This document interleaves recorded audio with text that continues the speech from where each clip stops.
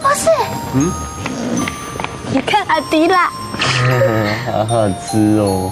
哎呀，应该梦到什么好吃的东西啦。阿迪不要再吃了，赶快起床喽！可爱妹，博士，原来我刚刚是在做梦哦。阿迪，你刚刚是不是梦到你在吃东西呀？对啊，我刚刚梦到我们3个去船塘吃客家菜。去船塘吃客家菜，没错。去船塘吃客家菜，船塘就是餐厅的意思，客家菜就是客家菜，所以去船塘吃客家菜就是去餐厅吃客家菜。一起练习一遍，去船塘吃客家菜。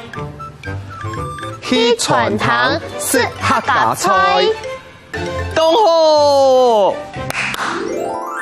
我很好奇耶，阿迪，你刚刚到底是梦到什么？我看你口水都流下来了。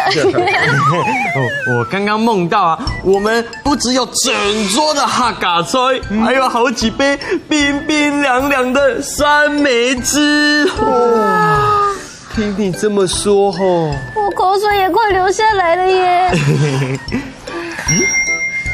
对了，博士，我有一个问题想要问你哦，就是为什么我们每次只要讲到酸梅，就会想要流口水啊？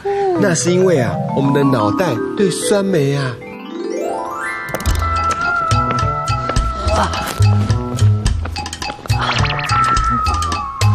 没了，一滴水都没了。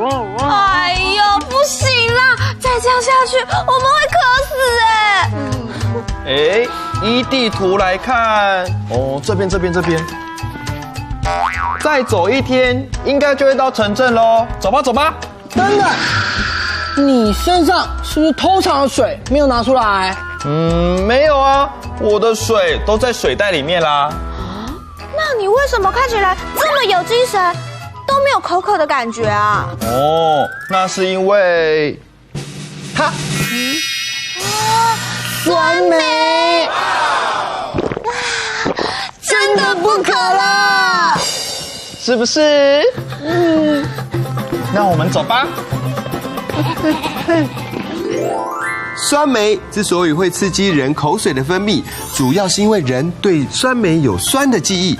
当我们看到酸梅的时候啊，我们的脑袋就会刺激唾液，分泌出口水。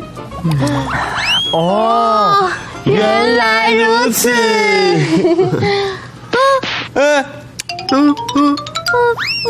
我也好想吃酸梅哦。博士还有没有啊？只剩这一颗哎。那博士，你要带我跟可爱妹去船塘吃客家菜。赞成，是客家菜啊！我还要点一杯特大杯的酸梅汁。没错，出发！不是，还要再吃什么呢？你们怎么走了？你们说那个餐厅今天公休哎？